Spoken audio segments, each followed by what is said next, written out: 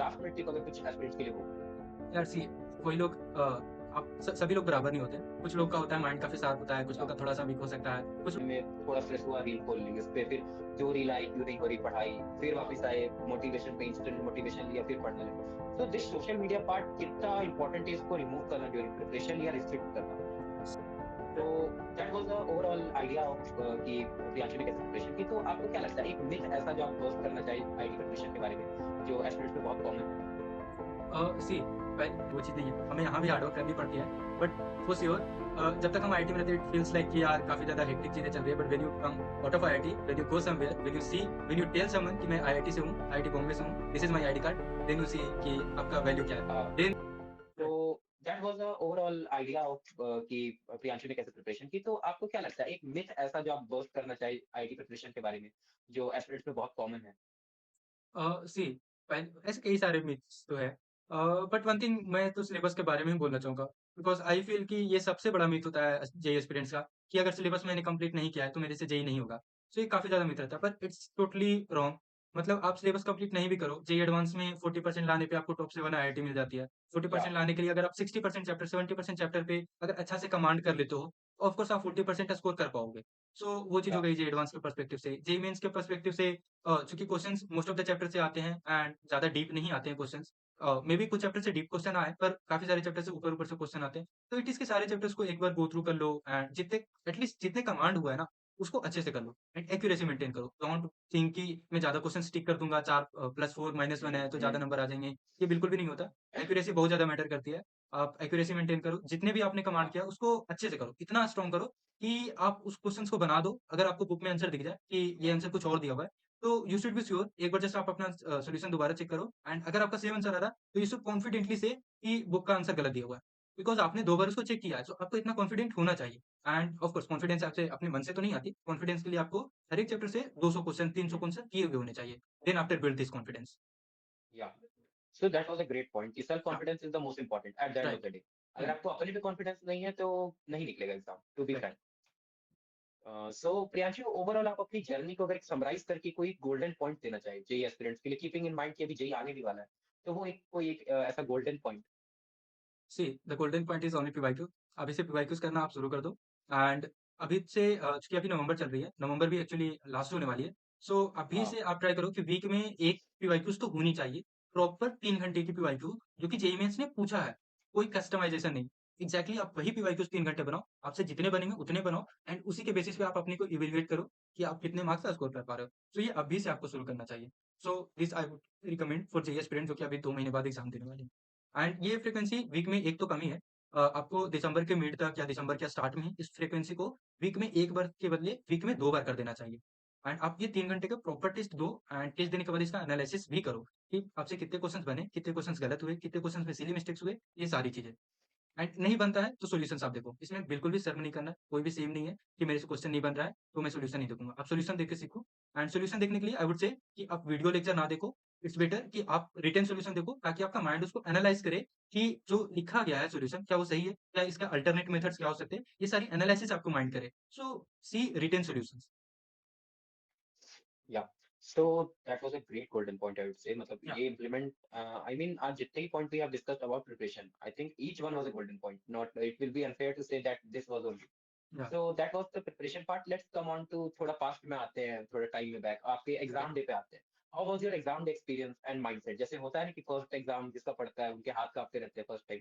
हुँ। तो what was your experience? See JEE main session 1 की अगर मैं बताऊँ तो मुझे श्योर था कि 90 प्लस परसेंटाइल तो आ जाएगी बिकॉज़ मैं प्रिपेयर्ड था। मैंने पीवाईक्यूज़ जैसा मैंने बताया कि मैं मंथ्स अगो से ही प्रॉपर ये पीवाईक्यूज़ 3 घंटे का अच्छे खासा करते रहता था। सो आई वाज़ डैम श्योर कि 90 परसेंटाइल प्लस आ जाएगी एंड मुझे आइडिया नहीं था वैसे कि 98 भी आ सकती है। सो मैं कॉन्फिडेंट था कि हाँ, एग्ज़ाम दे लूँगा एंड एग्ज़ाम मेरा फर्स्ट डे पे ही था, सेशन 1 का फर्स्ट डे पे ही था तो आई वेंट देयर एंड चीज़ें ईज़ी लगी मुझे क्योंकि मैं प्रिपेयर्ड था, पीवाईक्यूज़ काफ़ी ज़्यादा कर रखे थे। So I confidently gave the exam and it was very good. इसलिए मेरे से हो गया था। But for the JEE Advanced it was very difficult for me because it's very odd to say may be बहुत लोगों को अजीब लगता है, पर मैं सेशन 2 में मेरे 98.74 परसेंटाइल आने के बाद मैं थोड़ा डिप्रेस्ड था डिप्रेस्ड होने का रीज़न था क्योंकि ये परसेंटाइल मुझे बहुत कम लग रहा था बिकॉज़ मेरे रूममेट की ही 99 प्लस परसेंटाइल आई थी। सो आई वाज़ सैड कि यार ओह! मेरा रूममेट मेरे से ज़्यादा कैसे ला सकता है? So I was depressed about it हाँ। एंड मैंने उसके बाद काफ़ी ज़्यादा अपने आप को ग्राइंड किया था and then after JEE advance जब दिया था तो उस टाइम तो काफ़ी ज़्यादा लाइक नर्वस था। स्टिल मैं प्रॉपर 3 घंटे वहाँ पे टिका रहता थिंकिंग कि यार ठीक है अब जो होगा सो होगा पर प्रिपरेशन तो किया है तो एग्ज़ाम प्रॉपर देना है। सो मैंने 3 घंटा वहाँ पे वाह! काफ़ी काफ़ी हार्डली सर्वाइव किया था बट इट्स ओके अच्छे नंबर आ गए थे। आई थिंक सब जे एडवांस में सर्वाइव ही करके आते हैं, जेईई क्या टॉप करें? रैंक्स भी आते हैं। मतलब जे एडवांस का पेपर ही बनता है फॉर सर्वाइविंग द होल हाँ, exam. Right. So that was a great experience, I would say. Now let's come for the last minute tip. एक last minute tip अगर कुछ एस्पिरेंट्स के लिए हो। यार सी कोई लोग आप सभी लोग बराबर नहीं होते। कुछ लोग का होता है माइंड काफ़ी शार्प होता है, कुछ लोग या का थोड़ा-सा वीक हो सकता है। कुछ लोग ऐसे होते हैं कि कम पढ़ कर के भी समझ जाते हैं, कुछ लोग होता है ज़्यादा पढ़ने पे समझ में आता है, पर समझ सभी जाते हैं। सो आप अपने आप को कभी भी अंडर एस्टिमेट मत करना कि मैं कमज़ोर हूँ या मेरा एकेडमिक बैकग्राउंड 10th तक अच्छा नहीं रहा है। इट इज़ जस्ट कि अगर आपको लग रहा है कि आपका एकेडमिक बैकग्राउंड अच्छा नहीं रहा है, आप उतने स्ट्रॉन्ग नहीं हो, आपका माइंड थोड़ा-सा कम शार्प है, तो you should focus over the hard work. आप हार्ड वर्क से भी चीज़ें बदल सकते हो एंड मैंने ऐसा देखा है, मेरे एग्ज़ाम्पल्स है मेरे साथ। मेरे फ्रेंड्स ने ही 88 परसेंटाइल जेईई मेन सेशन 1 में ला करके सेशन 2 में 97.5 तक परसेंटाइल तक उसने रीच किया था एंड इट इज़ कि उसने ऐसा 1 डेढ़ महीने में किया था एंड इट वाज़ नॉट कि खुद से हो गया था। वो दिन-दिन भर में 12 घंटे 14 घंटे पढ़ाई करता था एंड ही डिड इट। तो ये चीज़ें कन्वर्ट हो जाती है। मेबी अगर आप माइंड से ज़्यादा पावरफुल भी हो, अगर आपको लग रहा है कि मैं शार्प माइंडेड हूँ, स्टिल आप ये मत सोच के चलो कि ईज़िली हो जाएगा। आपके लिए ये प्लस पॉइंट है कि आप शार्प हो, तो आप ज़्यादा हार्ड वर्क करो ताकि आप और ज़्यादा अचीव कर पाओ। So this is the thing. या आपको ध्यान रखना या चाहिए। आपको hard work and IQ level that is कि या आई देखो आईक्यू मैटर नहीं करता यार। अगर अगर आप मेहनत कर रहे हो ना, तो hard work always beat the talent. तो हार्ड वर्क करना या ज़रूरी है। दैट्स सो ट्रू कि मतलब ऐसा नहीं है कि आप बाय बर्थ या बाय बॉर्न आईआईटीएन है। You correct. Develop this throughout the preparation. At the end of the day how you execute on the exam is important. Hmm. Then आपका आईक्यू इतना इम्पोर्टेंस नहीं रखता है। And so remember hard work will always beat the talent. अगर आप hard work कर रहे हो या तो it will beat definitely. That's so true, that's so true. So what was your reaction upon the result day? मतलब result देखने के बाद तो कॉल्स आने लगे होंगे कोचिंग्स के सबके, तो व्हाट वाज योर या तो रिएक्शन? जेईई एडवांस का एक्चुअली रिजल्ट अनाउंस हुआ था तो मैं पटना स्टेशन पे था एंड वहाँ से ओके। मैं ऑफ कोर्स मेरी हिम्मत तो नहीं थी जेईई एडवांस का रिजल्ट देखने का। अ, मेरे आई वाज़ लाइक कि यार ठीक है रिजल्ट नहीं देखते, घर पे जाएँगे, गेट लॉक करेंगे, देन आफ्टर रिजल्ट देखूँगा। अगर रिजल्ट अच्छा रहा तो सेलिब्रेट करूँगा, गेट खोलूँगा, अगर रिजल्ट अच्छा नहीं रहा तो रोते-रोते सीधा सो जाना है। ये रहेगा मेरा प्लान। बट स्टेशन पे मुझे कॉल आ जाता है कोचिंग से एंड दे आस्क कि तुम अपना डेट ऑफ बर्थ बताओ, एप्लीकेशन नंबर बताओ। मैं रिजल्ट चेक करता हूँ। मैंने बोला सर मुझे नहीं देखना है बिकॉज़ आई डोंट नो कि अगर अगर नहीं हुआ आईआईटी तो it will hurt me a lot. But उन्होंने ही कहा कि या हाँ, ठीक है भेजो मैं देखता हूँ।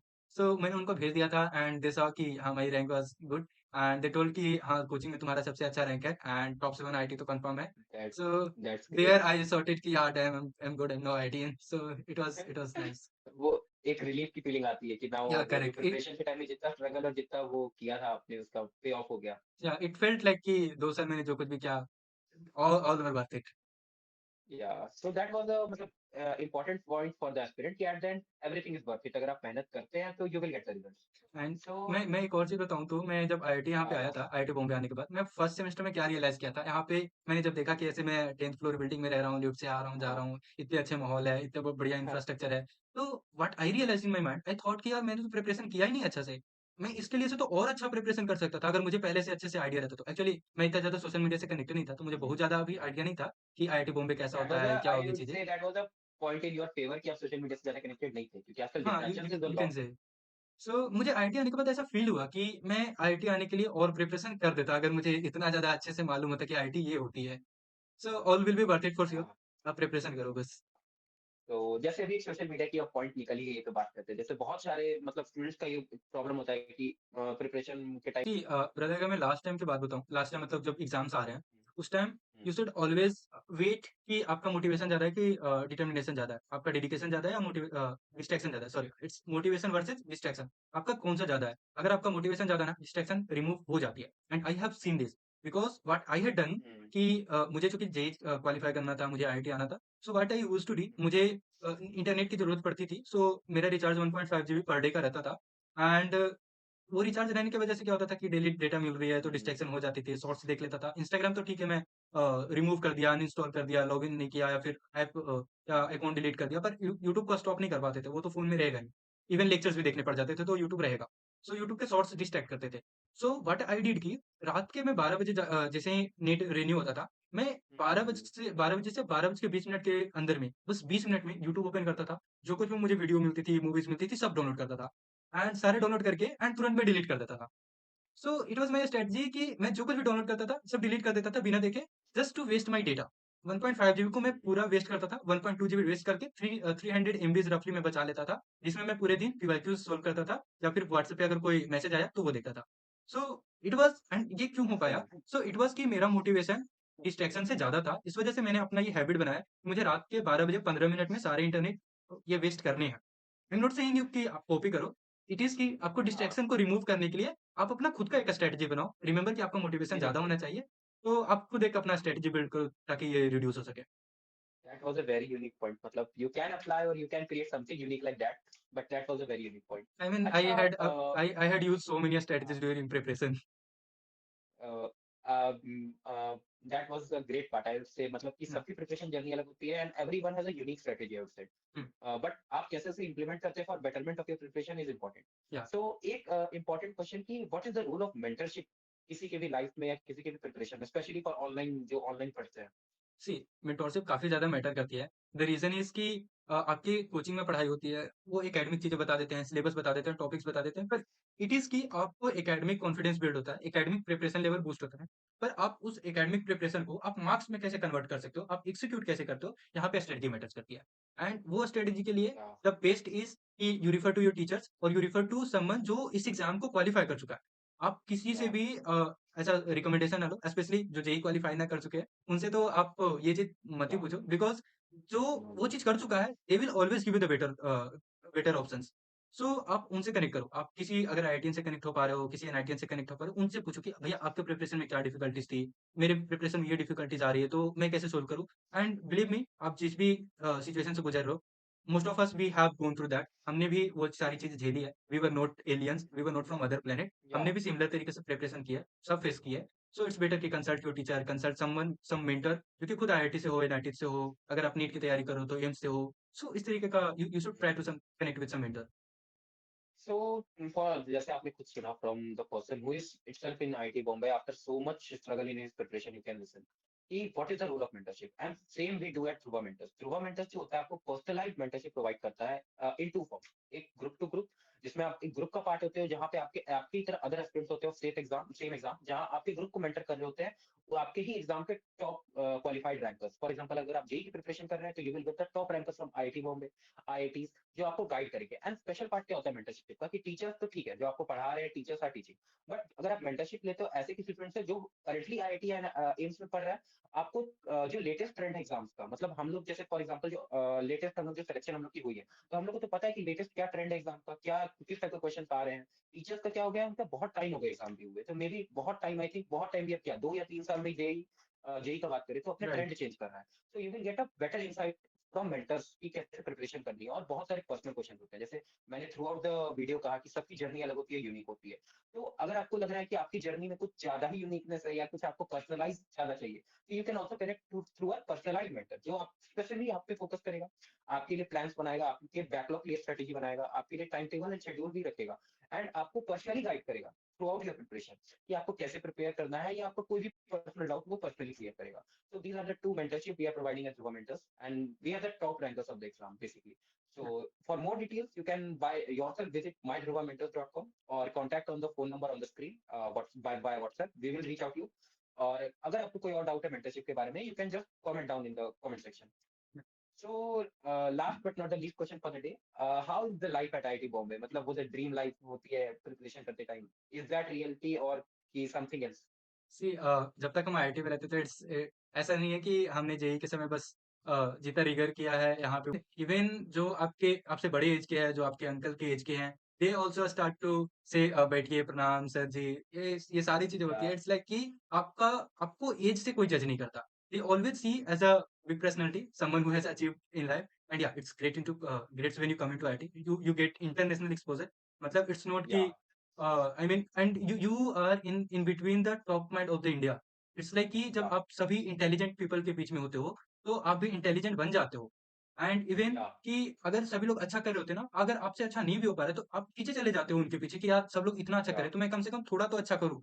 So in that race, you become overall best Yeah, out of all the other institution. मतलब yeah, आप अगर IIT के बैकलॉग अगर आप IIT के बैकबेंचर भी हो तो इट्स लाइक कि आप ओवरऑल yeah. नेशन में टॉप टायर में ही हो. सो ये You चीज are in the होती है. top 1% of the या exam who correct. cracked it. या और आईआईटीज एक्सपोजर के साथ the facility which IITs provide, I don't think कि इट्स उस टू लेवल गुड. की फैसिलिटी अभी कोई इंडिया में और कोई कॉलेज प्रोवाइड नहीं, कराता है. There is none.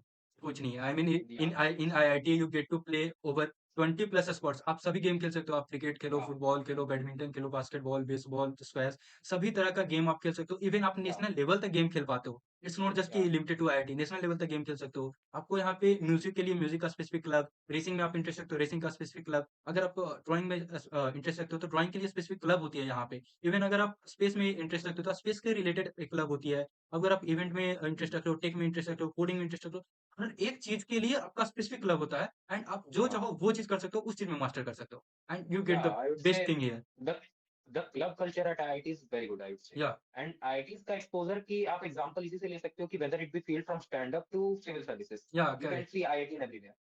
So that's या the in this is the main point of coming to IIT. I would say the exposure and the facility you get. Right. So that was the whole journey of Priyanshu. Would you let's summarize the whole podcast with anything you would say personally to the aspirants? So I would like to just say all the best for all the JEE aspirants. आपके 2 महीने में exam है. Just do the hard work, do the PYQs and for sure you will score good. Yeah. So if any doubt, आपका अभी भी कोई ऐसा है कि मेरा doubt रह गया, personal doubt रह गया, you can comment down in the video. We will be answering them when we get time. So yeah, you can visit our website myjuvamentors.com for personalized mentorship and group to group mentorship. You will get more details there. And that was the podcast with Priyanshu, and I hope he liked the podcast. या sure. It Uh, was nice sir. yeah, so that was the podcast for today. So